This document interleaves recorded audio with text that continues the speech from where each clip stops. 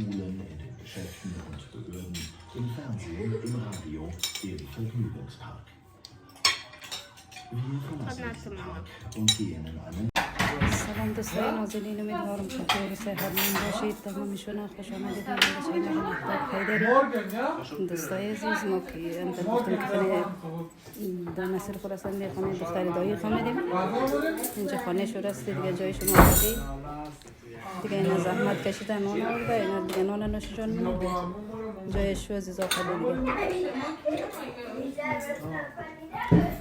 دوستای عزیزی، دختر دایی از ما، شوهر از ما باز دایی ازیه.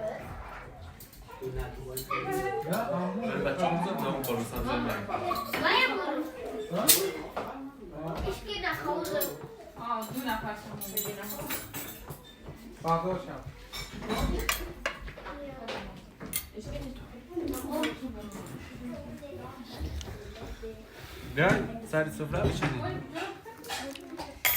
دست بعد نکنه دیگه. تشکر از شما که زحمت کشیدید، زیاد بیاد به خدا.